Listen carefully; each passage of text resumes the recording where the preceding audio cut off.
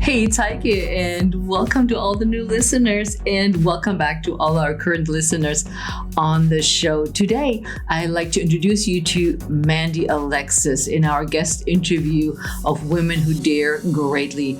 And Mandy shares her story how she was a functioning cocaine addict at the age of 16, started using drugs at the age 12 already. Drug abuse and drug addiction is a huge problem here in the United States and something that we do not talk openly about it enough. Mandy brings to us her story that will touch your heart and makes you think about what's going on with drug abuse and how maybe someone around you is dealing with a similar problem that you can help with Mandy's or through Mandy's story.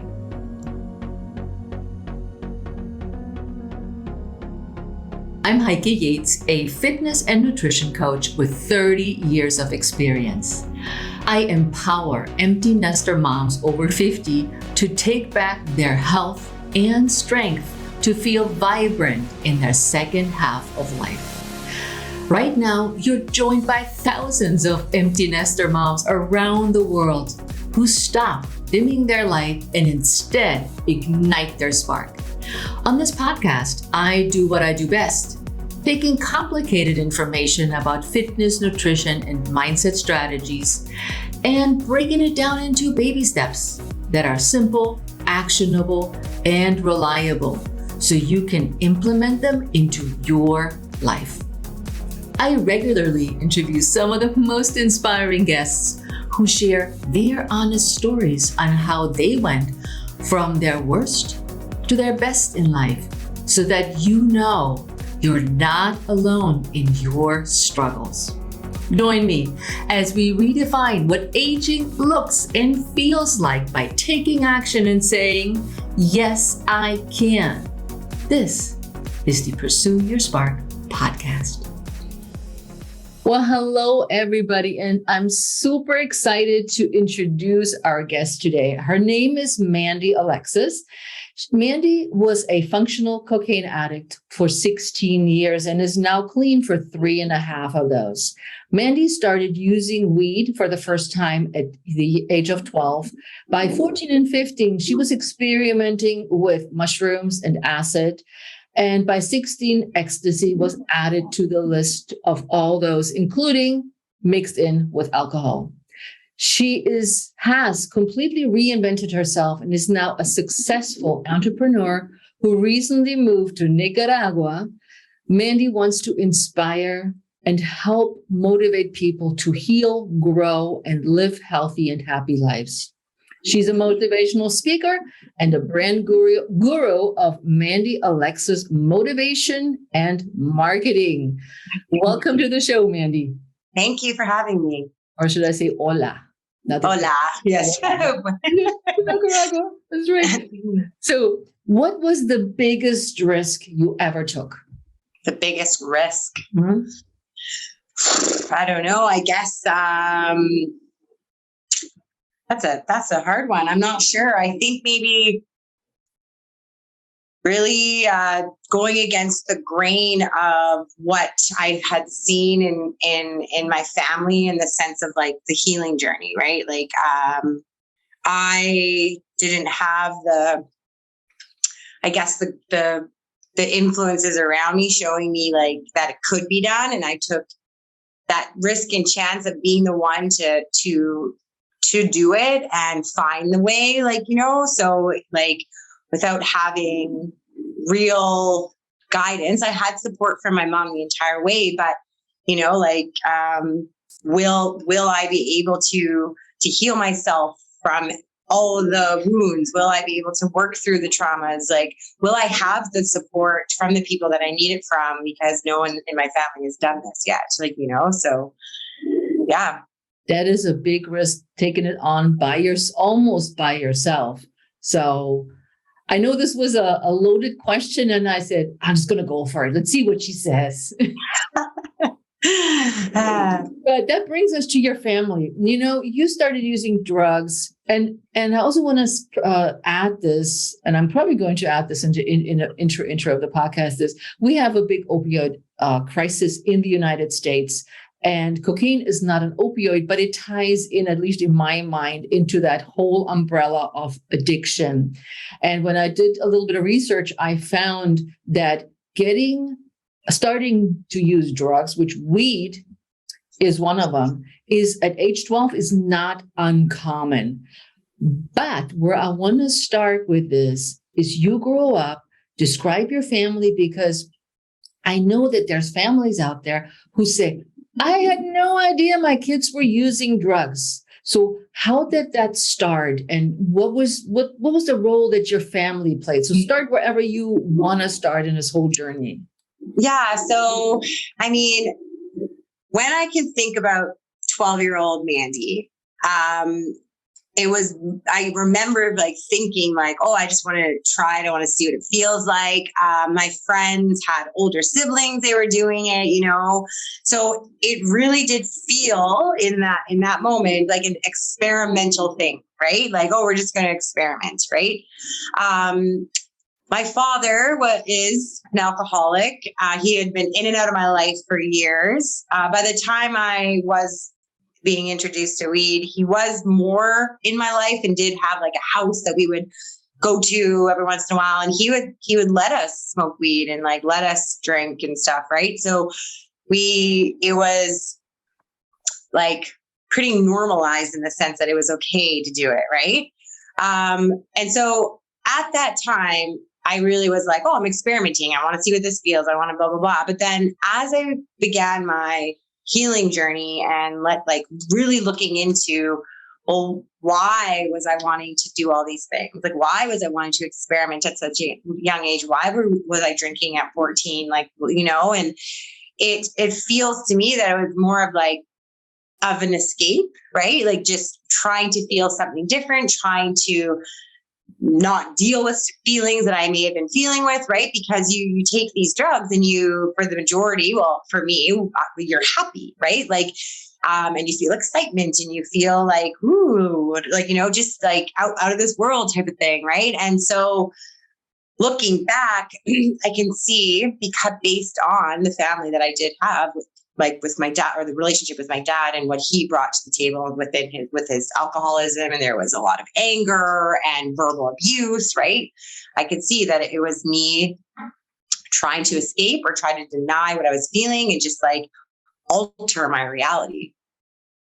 That's a good point that you're mentioning, that there was stress in the family, your dad being the alcoholic.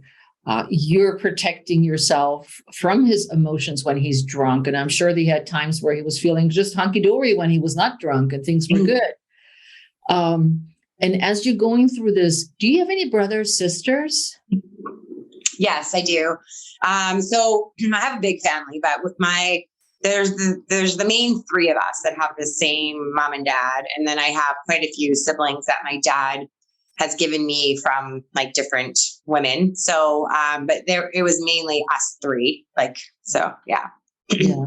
And so when you started smoking weed and you're like, oh, this is great. I'm escaping this. And you were drinking at that age as well, correct? Yeah. So alcohol started around 13, 14. So yeah. So this is when you started. Also, I'm looking back at our notes, is when you started experimenting with mushroom and acid. Now, for those of you peeps who don't know what the heck we're talking about, Mandy, can you tell them what weed is, what mushrooms are, and what acid is? Because not everybody is literate in the language of opioids or drugs. Yeah. So weed, like marijuana, I think that's a pretty common word that people would understand that one. And then with like mushrooms, it's a psychedelic as well as acid. So those are like mind altering, where you can have like hallucinations, and you feel just like in an altered state, like very flyy and free and light. Acid's a little more stronger because it's chemical, and mushrooms are organic, so they're a little less intense, and you can have variations of different highs depending on like how much you take and stuff. But yeah, so very much like an altering state with hallucinations and just feeling very, very in a new world, basically, is how I could describe it. Mhm. Did you feel like you wanted something that was stronger, or was it just a natural progression of your curiosity?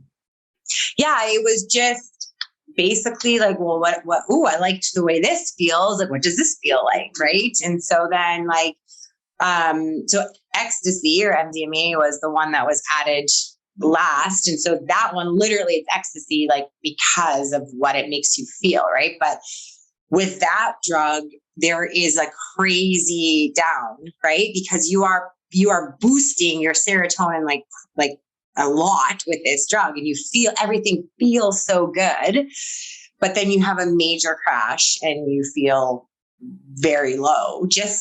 Alcohol does the same thing, but ecstasy is a little more intense in the sense of like the euphoric feeling that you get. But yes, so you get this boost, this like of ecstasy. That's why it's called that drug, and it felt great. Like I remember the 80s, ecstasy was big. Ecstasy was like, you go out, you go on a date, and you definitely have some ecstasy. I remember that back in the 80s, that was like the drug back then.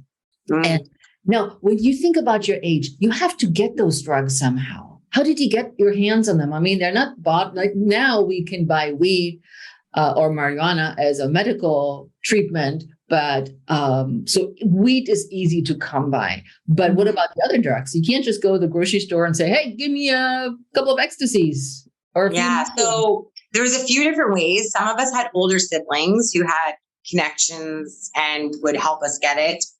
And then we had this place where, like in Winnipeg, and it was called The Circle. And it was literally like drug dealers hung out there. And if you could just go there and find what you needed, right? So obviously that's dangerous in its own because you don't know. I mean, you never really know what you're getting, but like you just, there's a bunch of mixed things out there that could be more harmful than, so, but, we had our ways. Either we could go right there and they had tons of people standing around and it was just a known thing if you knew that world. And like I mentioned, the older siblings who, for a fee, they were happy to supply us with drugs. So, yeah. How do you get the money?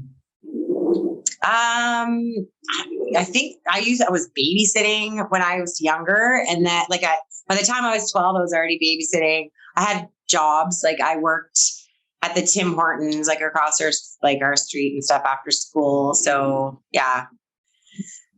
So you're originally, and I forgot to mention that you're originally from Canada. Yes. Yeah. So this all happened back in the days in Canada. Now we're all back in Nicaragua. Yes. Very different here. It is. So when your parents, you haven't talked much about your mom, but when we talked about what is your mom's role? What did your parents, I have so many questions. What did your mom, now let me rephrase this. Okay. Did your dad stop you? No. Okay. Did your mom see this and said, wait a minute, there's something going on. I need to jump in. Where was she in all of this? Yeah. So like when we did these things, we were in our dad's care, right? So like because they were separated, divorced when I was just a little thing. So we would go to my dad's and I would know I'd be able to party, right? And so he had a rule where he wouldn't buy us like the drugs or alcohol, but he said he's like, if you're doing it in the house, that's fine. And it was more around, his theory was, we're going to do it anyways. He'd rather us be in a safe space than wandering the streets. So that's controversial on its own. I know I've had this conversation, like, was that the right thing to do? Was the wrong thing to do? Should you blah, blah, you know what I mean? Like, but it is true. We would have done it anyway. So is it best for us to be inside a safe space in the house or wandering around the parks till 2 a.m? You know what I mean? So it's that, I don't know the right answer if that was the best situation or not, but so as experimental teenagers, you're going to find a way. Even the ones that aren't doing it necessarily to escape, but really just are wanting to experiment and aren't, like, they're going to find a way, right? We've all been there, I'm sure. Most. when I think about this, is like back in the days when I grew up in Germany, teenagers, no alcohol. And at some point, I was alcohol curious. My dad always had a beer at dinner. And I'm like, what does it taste like? And he's like, well, here, try some. So you get to try stuff. And they're like, well, if you do drink any alcohol, in that case, then you do it at home. We never served. I was like an Italian family. It's like, here's your glass of wine with dinner. And but it was like, you can have some, but you don't get your own. That was always the deal. And I think that a lot of children in the US, is particularly, this is where I live, I don't know around the world if that is in other countries the same, is there's so many restrictions around the drugs and alcohol, which is great. But on the other hand, it also, the way we're dealing with this situation oftentimes it's forbidden, it's bad, we're punished, we're, like you had your dad who said, okay, as long as you do it at home, we're cool, which I tend to go with. This is more like what I would agree with, but I know a lot of people listening to that saying, Heike, you're out of your freaking mind. Yeah. But I mean, we were going to do it no matter what. And honestly, like it made sense to have a safe space to be in. At least we weren't, going to get in trouble with outside forces, right? Yep. Like he never bought it for us though. He is like, he refused to do that. He was like, nope, like I won't partake in like getting you it. But if you find it, like, which he knew, like he remembered being a teenager too. Right. So yeah, so that was how it went. So how did it affect your schooling? It didn't actually. Not to toot my own horn, but I'm very intelligent. I never, my grades were always A's, A pluses. I didn't even need to go to class all the time because I caught on to things quite quickly. I actually graduated with honors. For grade 12, I was so advanced that school became boring. So I actually dropped out and did it correspondence so that I could just get it done. And so graduating with honors, like it didn't affect me at all. Because, as a parent, you would look for like signs and symptoms and things like that. Right. And that's what I mean, functioning in my life. Like I looked on the outside that like you would never know, right? Even throughout my 16 years, like I was volunteering. I had a business. I was going to school. I was taking like different courses, like all behind the scenes. I'm like this party girl, like, so there was no signs in the sense of like, I can't pay my bills. Like she's failing out of this, like she lost another job, like none of that. Right. So very much was like functioning. But that's still like the drug is destroying my brain and like everything. Right. And it just took many years for me to clue into how much it was affecting me in my outside world, even though it looked like I was succeeding. Right. Yeah. Yeah, it is. And that brings us to our overall topic, which is cocaine. What is cocaine and how can somebody use it, or how is it available? So for people, again, I'm going back to people that may know somebody who've heard about it or don't know anything about it. So they have an idea too of what to do with today's episode. Yeah. So cocaine is an upper, it keeps you awake and alert. Most people, like you snort it. Some people have like put it in cigarettes or rolled it with weed, and they call that like Cocoa Puffs. So you can like smoke it that way as well. But the main way is snorting it. And so, yeah. And, sometimes, sometimes I do it so often, do it so much, that I would be up for days, but still being able to like go to work and things like that. And, I know some of my friends too, like you wouldn't notice that they were like doing it. So it wasn't until like later in life that it became like this really big problem for me anyways. Like it's always a problem. I mean, we shouldn't be doing cocaine. But yeah. I'm sure lots of listeners have seen shows where cocaine became like the drug to keep working, to stay awake, to bust out overnighters while snorting cocaine. party all to night. keep studying, right? Like it's because it keeps you alert and keeps you awake, but it's also eating your brain. So that is something, they don't show on TV that like that is happening. But yes, like it has that appeal because you can keep going, right? And it does. It makes you feel good, right? You're like, right? But it's destroying you, like for sure. Yeah. It's a chemical drug. So it's like, what's the word I'm looking for? There was a show, not amphetamine. Can't think about it, but there's a very popular show where they cooked up their own. Oh, Breaking Bad. Breaking Bad. They made crystal meth, but yes. Thank you. Yeah. Thank you. And I was like, I know a lot of people have probably seen that. I was like, just picture this. What happened to the people in that show when they took that drug over a long period of time?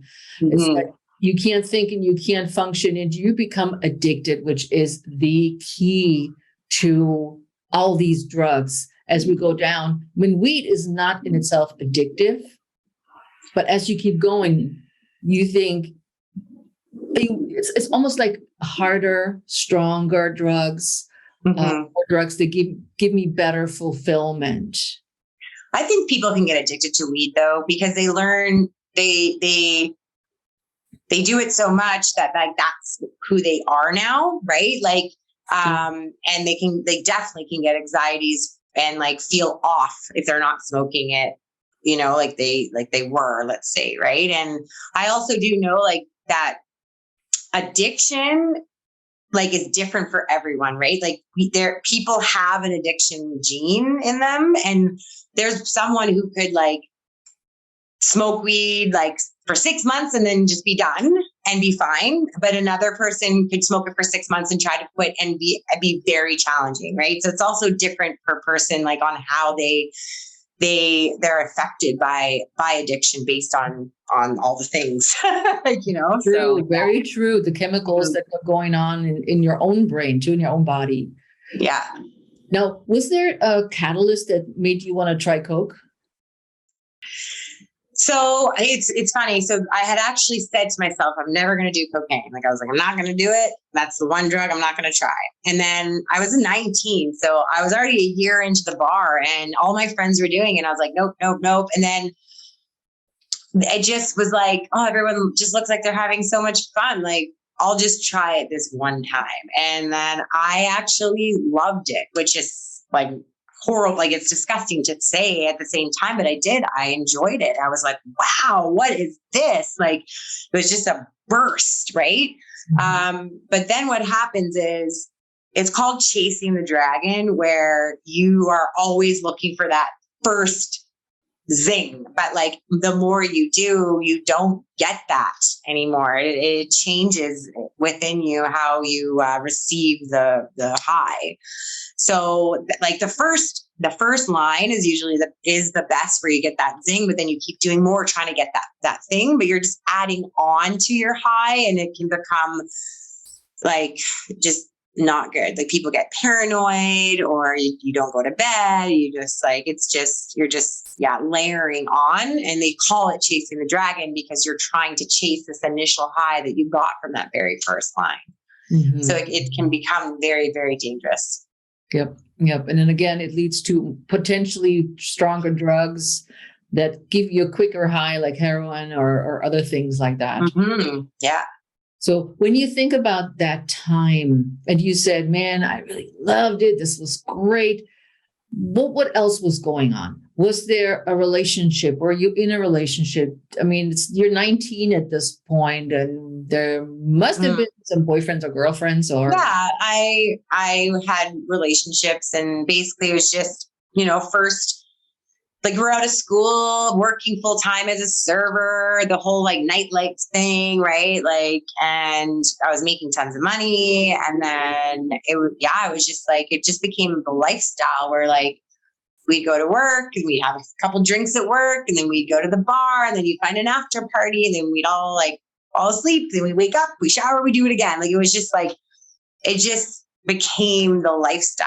And it just, I was always like, oh, this is just for a bit, like, and then it wasn't just for a bit. And like I said, because I was still like progressing, like in society standards, let's say, like I was like, oh, I'm okay. And then basically, like it just hit me that like, if I like, cause I was having horrible relationships with men, obviously like feeling shitty at work. Like I could still get my work done and no one would know and whatever, but like I felt it. Right. And then also who I was being as a friend, where like I would cancel because I was like too strung out or like, things like that. And it was like, I didn't like what was happening, like what I was attracting based on who I was and who I was becoming based on what I was doing.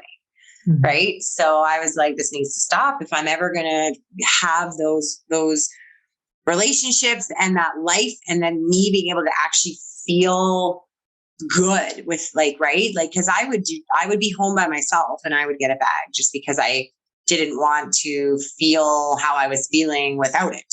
Right. Mm-hmm. Like, so yeah. Now, what was the catalyst that got you to the point where you said, enough, I want to change my life.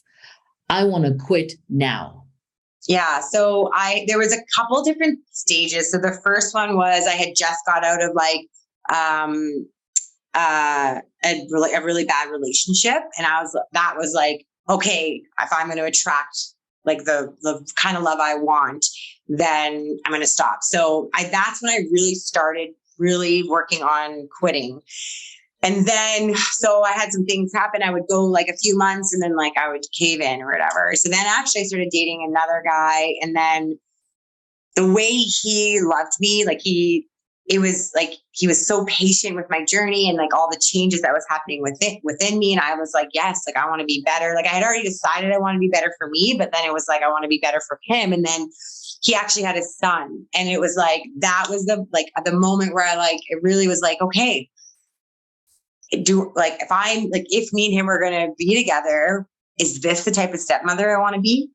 And it was like, absolutely not, in no form whatsoever. So as soon as those two pieces clicked, it was like, I was done. I didn't touch it again because I was just like, just coming from having an alcoholic father and knowing what that felt like and how that can be traumatizing and what that meant for the relationship between the parents or the adults and like everything. I was like, I do not want this for his child or for him or for me or for my future children that I may be having like with him. So that was it.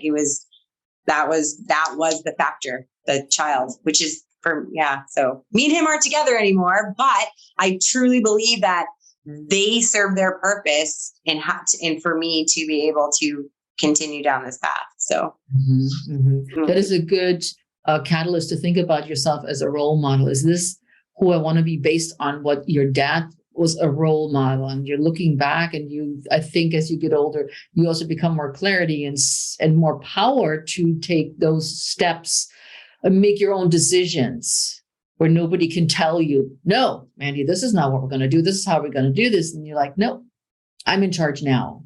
Mm-hmm. Yeah.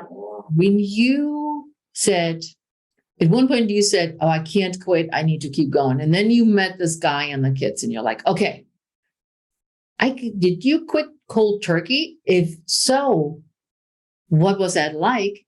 Or was there a process to it? And what was the process? Yeah. So it was quite interesting how the universe really just lines stuff up for me, this divine timing thing. It's beautiful. So I had been in Calgary, actually. So I'm from Manitoba and I was in Alberta. And that is when I was like, nope, I'm done.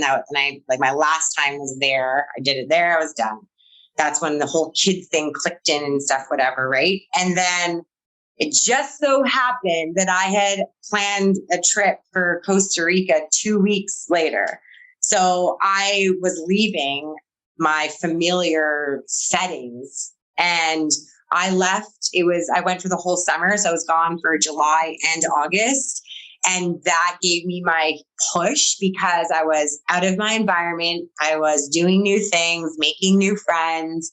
And like, I completely changed what, like, my whole like scenario of like where I was. And like I said, divine timing, because I didn't plan that. And so, but the universe helped me and gave me that lined up like that so that I would be able to really focus on the big chunk, the first beginning where it was going to be my most challenging, by just getting me out of there. So that really skyrocketed my, my healing and like stepping away from that life. So when I returned, I was like, it was wild because I was so different, but everything was still so the same there. Right. So yeah, a lot of continuous changes. I had to find a new place to live.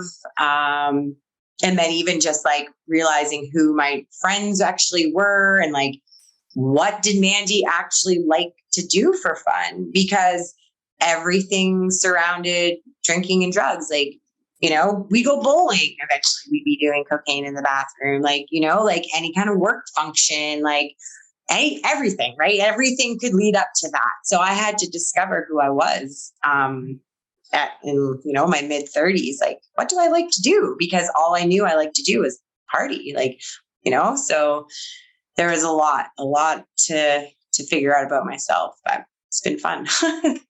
This is true. What are the withdrawal symptoms? Okay. So yeah, Other than really wanting it. Well, yeah, like I felt really weird. I don't know, like I felt like there was times where my brain felt like it was on fire. Because your brain will rebuild itself. So it did. It felt like it was on fire. I felt like very agitated, obviously, very moody. I like, for me too, I also discovered how sensitive I am to energies. And so like, it was very intense for me in the sense, because if I think about it, since I was 12, I've been numbing myself, like not continuously, but, for big chunks of time. And so for like discovering that I feel stuff, like a lot of stuff, like, so that was very wild and challenging and a lot of confusion for me and stuff. I was very, very like lucky in the sense that I had my best friend was like so supportive and didn't turn her back on me for me being like wacky. Cause like, I didn't know what was going on sometimes. Right. Because it just was so much. And then my mom was super supportive. And then the guy that I was with was super supportive and stuff. So obviously love is a huge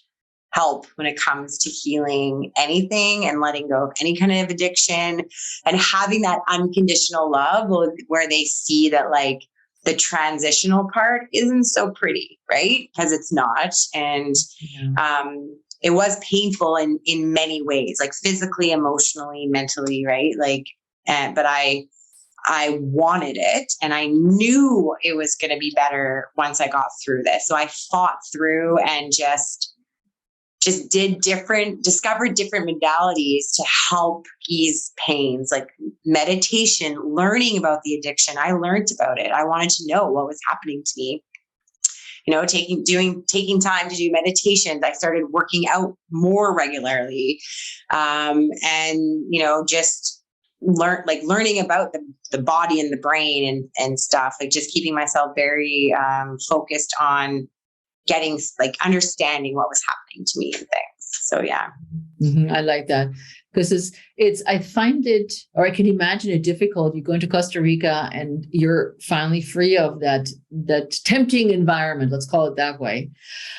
And then you come back and realizing that everything is still the same and how to deal with those continuous temptations. Where to get the drugs, what to do. And finding a way around or maybe through this whole mess so you can live a healthier life that is you now, not the drugs in you. It's you and your ideas and all your help. So how important is this to set boundaries for you? Oh, it was very important. Like that was basically like pretty much the first thing I had to do when I got back was tell people like do not like bring out drugs in front of me. Like if you want to go party and you want to go drink, like go do that. But if you want to see me, like let's go for a walk. Let's go for ice cream. Like I actually had to like set firm boundaries in the sense of like what I did with my time too. Like I didn't go to any concerts. I didn't go to, any late night thing. Like I was just like anything that would be nighttime related that could possibly like, tempt me, I guess. And then I was very firm with friends and I just said like, like the reason I had to change homes was because my roommate still wanted to party. And I gave her the opportunity and just said, like, if you want this journey still, that's your journey. I'm not judging, but just so you know that if this is continuous, then I need to find somewhere else to live. And she just wasn't ready to join me. So that's fine. And so, but I had to live in that environment for a bit. And it was like, well, I found a new place. So that was a challenge just in the sense of like the energetic differences that we had, right? Like she never did it in front of me, but I could tell when she was on it, or like I could tell when the next day if she was strung out, right? So it was just like, there was that. But I did have friends who were like, yeah, I hear ya. And they would just call me up and we literally just jump in the car and go for an ice cream. And that would be our outing. And like, I also was just very focused on me. So I spent a lot of time alone, to be honest, like. And that brings me to the next question is like, why do you think it's important, especially in that journey, that you know yourself? So you have to get to know yourself, right? So it is, but that is important because you are with you 100% of the time, right? Like you are living with yourself. So for you to love yourself and honor yourself and know yourself is the most important, because then you'll be able to know what you can ask from your friends and your family and the universe, right? And set those healthy boundaries and know what you want out of your life and the people you're going to bring into your life, right? Yeah, it's true. You attract who you are. Exactly. Yeah, exactly. I strongly am into the law of attraction. So yeah. Hey, it's Heike, and I wanted to share something super cool with you. If you've been wondering about trying out Pilates and intermittent fasting, I have the course for you. Have you heard of the Fasted and Fit Over 50 Jumpstart? I created this non-intimidating course for women over 50 and 60 that want to start feeling stronger, healthier, without another diet or exercise program that doesn't fit their lifestyle or health goals. The Fasted and Fit Over 50 Jumpstart is a 14-video self-paced course. This is for you if you are new to Pilates and have never tried intermittent fasting, but you're curious if it's for you. No equipment is needed or any food to buy. Why not jumpstart your health and strength today? Go to heikeyates.com and get started. Now, I want to dip into your entrepreneurship. You, in 2011, you opened Sophie's Dognasium. That was your first entrepreneur step. Lead us from Sophie's to where you are now, because you've become very successful in what you do. And I want to share that too as part of your story. Yeah. So when I was younger, I opened Sophie's Dognasium, and that was cool and like wild and super fun. And then after that, I went back to school and did like a an event management course. And then from that, I actually went back to serving as I was like trying to decide what to do next. And then I met someone and she brought me into the promotional branding world. And I wasn't sure about it because it was this office job. And I'm just like, that doesn't sound like that's for me, like have a desk from 9 to 5, like, I don't know. But then she was like, once you build your clients, like you'll have more freedom. And I was like, ooh, freedom. I like that word. Right. So I stuck with it and I continued to grow. And then like me and her had left and opened our own company together for a bit. Like, well, it's her company and I helped build it, I should say. And then I was like, you know what? Like, I feel like I want more freedom. I feel like I could step away from like the office in general and like work from home or like go on these mini trips. And so, well, we were still partnered up. I did start leaving and going to Costa Rica, like I set it up so I could do everything online and leave for a couple of months. So I did that for a couple of years. And then when COVID hit, things sort of shifted for everyone. So I decided to go independent. I did team up with a decorator that who was also a friend. But now I have Mandy, Alexis Marketing, which I've like fully created where I can be away, right? So before I kept on having to go back and like check in and all this kind of stuff. And I will as upsetting and challenging and hard COVID was, like, it did give me the opportunity and my clients to see that we don't need to be in the same place, and so, I'm very disciplined and very organized. I have been taking master classes and I'm constantly learning and trying new ways to be better at entrepreneurship, life, everything. Right. And so now I've created this business online where it allows me to basically be wherever I want in the world. So I'm in Nicaragua right now. I was in Costa Rica before this. And then being here, I actually was offered an opportunity to help run a resort. So I live on a resort for free while I'm still able to do my business. And so while I'm hanging out here, I'm living on a resort. I've manifested this beautiful life for myself here. So I'll do this for however many. I'm definitely not going back to Canada while it's winter. So, so I'll definitely be here for at least another 6-7 months.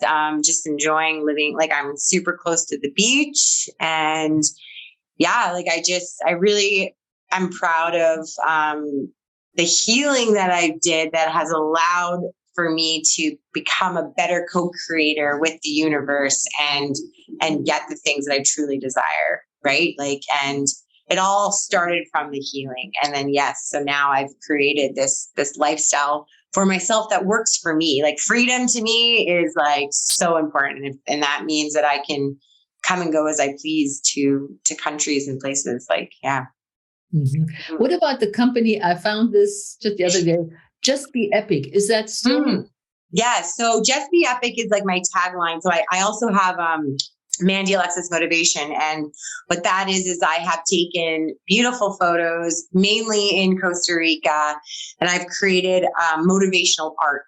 So each photo will have like an inspirational saying or a motivational saying that like matches the photo. And then I've created an online store where you can purchase them as canvases. You can buy water bottle mugs, throw pillows, journals, like all with this beautiful art that I have. Like, so pictures are mine, words are mine.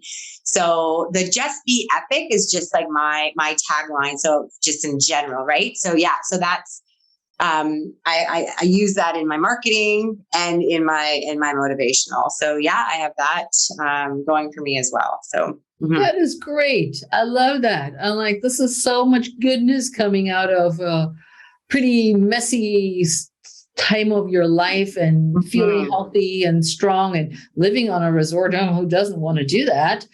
And do a little bit of work, but get a beautiful place to live. I think that's awesome. I'm so proud of you. And I know that you're proud of yourself for what you've accomplished emotionally, physically, and in your business. Yes, I'm very proud of myself. Yeah. So what do you want to achieve by sharing your story, Mandy? I want people to know that no matter how long they've been one way, they can change. So it doesn't mean an addiction. It could mean that stuck in a job, in a relationship, in a mindset, right? We are so powerful that we can change whatever it is that we want to change that isn't aligned with how we truly want to feel or truly want to be living. we can do it. And it just takes small steps. It will not happen overnight. Trust me. I've been working on myself for years. Still not done. I don't think I'll ever be done, but I want people to know that it is possible. And the first thing they need to do is just believe in themselves and just do the work. Right. And also want to just note that for people who are looking for ways to start their journey, like, we have so much free resources to be able to dabble and figure out what it is, modalities that work for them. I actually highly recommend Dr. Joe Dispenza. He talks about the conditioning of the mind and how to rewire your thinking. And I feel that like, that's where it all starts, right? Like what stories are we telling ourselves? What programming do we have? And if we can understand that we can change that and then have the tool to change that, it makes the big difference, right? So starting with the mindset of knowing that we can change, how to change, and then doing the deep healing, like, like one step at a time. One step at a time. Very true. Can't do it all in one haul. It takes time. No. And it's also, as you peel back those layers like an onion, you may discover things that you didn't know about yourself. And healing happens in layers. You said it perfectly, like an onion. It happens in layers. So yeah. And I just want people to know that they can feel lighter and happier and freer. Like I was so heavy and I was so stuck, and like, even though I was happy, I was having good times and like whatever, but how I feel now, it's just like, it's night and day. Even though if someone were to look at Mandy then, they would still be like, oh yeah, Mandy was happy. Mandy was having fun, and sure, all those things, but I wasn't dealing with any of my childhood traumas or any of the shit that was piling on throughout the years, right? And if we don't deal with the stuff, where does it go? It doesn't go anywhere. It stays. So then imagine just pile on.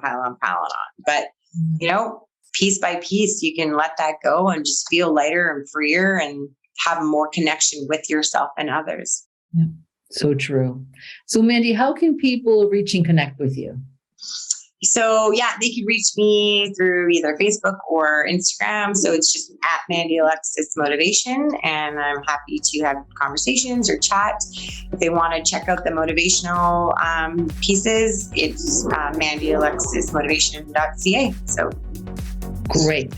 So I hope, guys, that you enjoyed my conversation today with Mandy and learned something to think about, something that may be helpful, that you can share our episode with somebody else who may need that help or may need that, have that conversation with somebody that they love, that Mandy and I had and Mandy was dealing with. So please reach out to us on social media.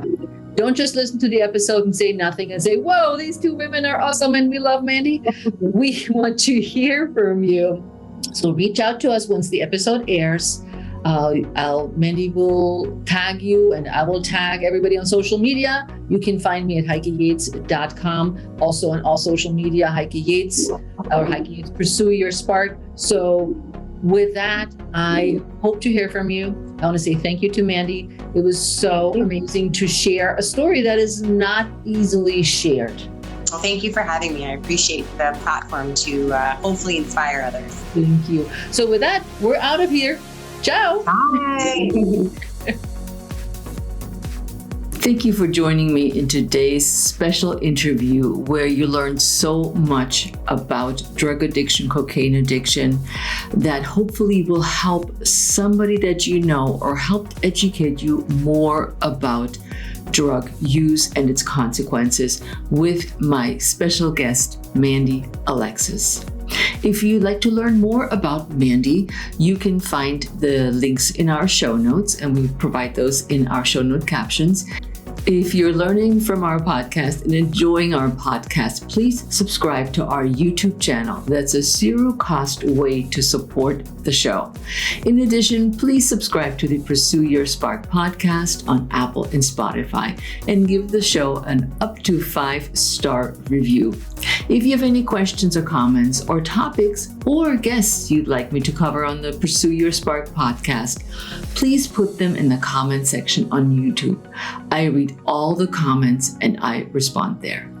If you're not already following me on social media, we are at Heike Yates on Instagram, Twitter, Facebook, LinkedIn, and TikTok.